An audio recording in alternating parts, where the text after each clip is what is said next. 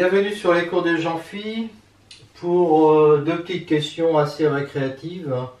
Une qui concerne le périmètre de la Terre mesuré par Ératosthène et l'autre qui concerne la distance à l'horizon. Alors le périmètre de la Terre, donc on est environ à moins 200 avant Jésus-Christ.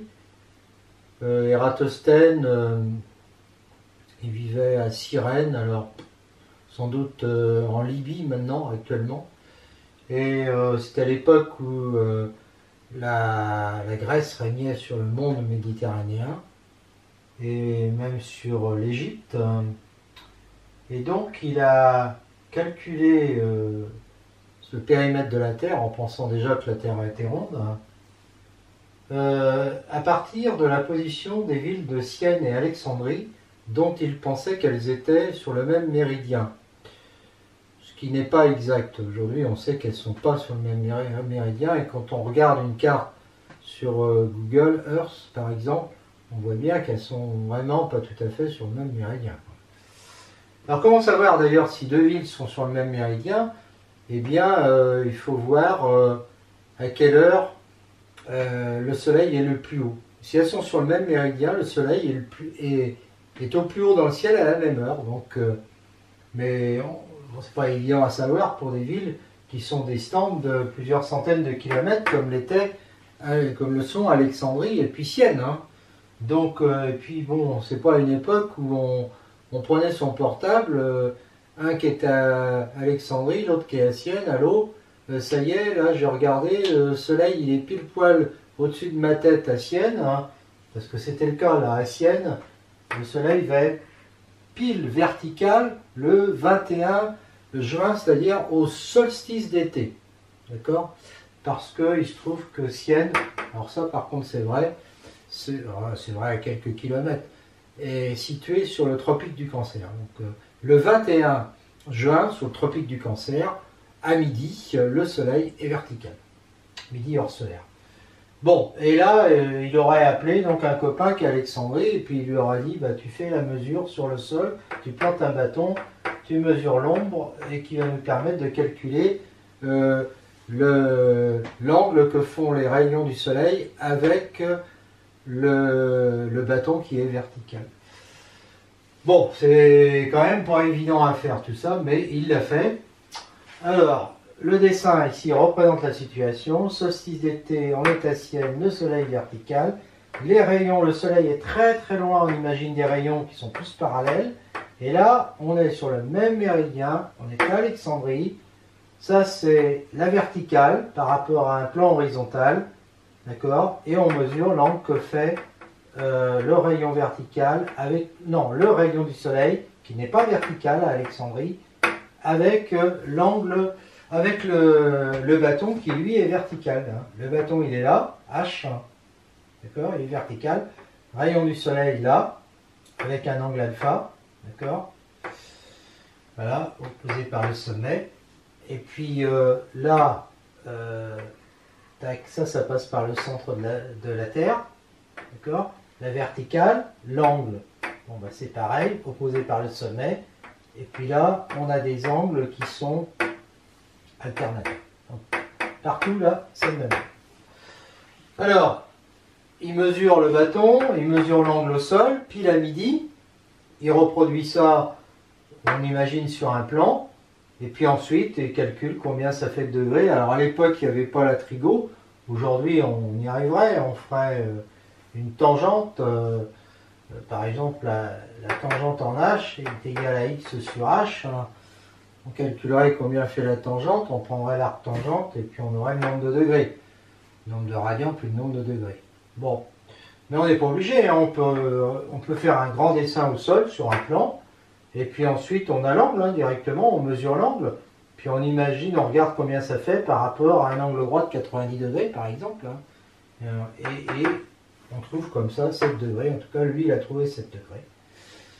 Alors, ensuite il suffit de dire que la distance entre ces deux villes qui sont sur le même méridien, eh bien c'est la longueur d'un arc de cercle, les longueurs des arcs de cercle sont proportionnelles au rayon au centre. Le rayon au centre, Donc c'est celui qu'on a appelé alpha, la distance de Sienne à Alexandrie. Et puis le périmètre qu'on veut calculer du cercle qui correspond à 360 degrés.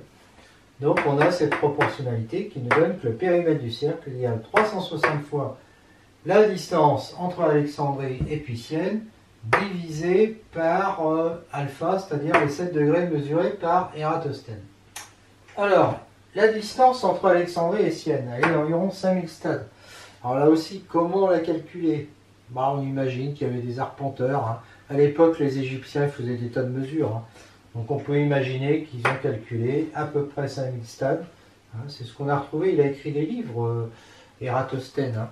Ératosthène, c'était comme tous les savants de l'époque, savants grecs, c'était un mathématicien, un philosophe, bon, aujourd'hui on dirait un physicien, mais c'était surtout l'astronomie qui l'intéressait. Hein. Puis il réalisait aussi des cartes. Il a laissé quelques ouvrages, je ne sais pas s'il en existe encore aujourd'hui, des originaux. Et donc, le stade, on imagine que c'est à peu près 157,5 mètres. Il y a des ouvrages qui doivent le dire.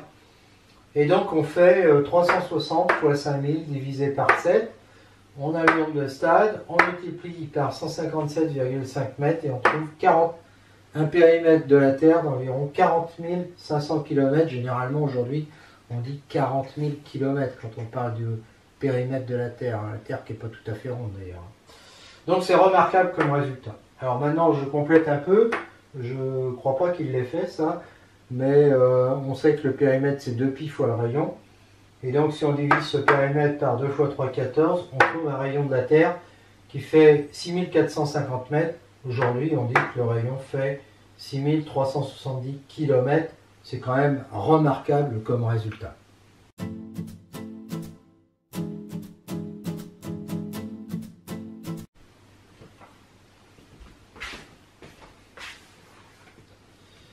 Deuxième problème qu'on aborde, c'est celui de la distance à l'horizon.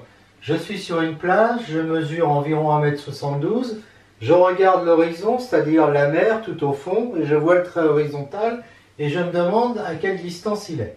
On peut supposer que mes yeux sont 18 cm en dessous de ma tête, c'est-à-dire à 1,60 m, 12 cm à peu près, pas 18. Et à quelle distance donc se trouve l'horizon? Alors je fais un petit dessin, évidemment qui est disproportionné, je ne respecte pas les dimensions, le rayon de la Terre puis la hauteur du bonhomme, ça ne serait pas du tout ça.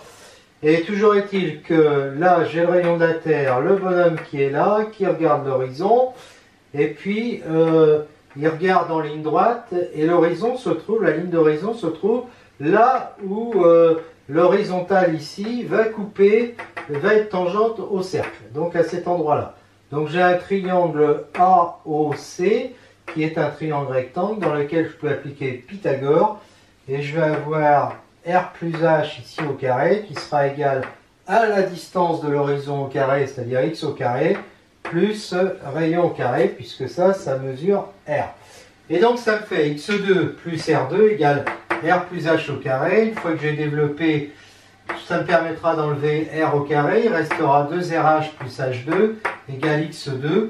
Et là, je remarque que 1,60 m au carré par rapport à 2 fois 1,60 m, mais surtout fois 6400 km, c'est-à-dire 6 400 000 mètres, ce terme-là est négligeable, et donc X est à peu près égal à racine de 2 RH.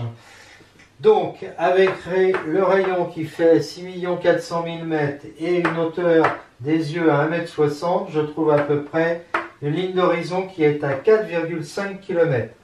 Si je suis un peu plus grand, à 2 mètres de haut, avec des yeux à 1,88 m, donc ici je remplace 2 fois 1 mètre, au lieu de faire 2 fois 1,60, je fais 2 fois 1,88 m fois 6 400 000, je vais trouver quand même, je trouve 400 mètres de plus, une ligne d'horizon qui est à 4,9 km.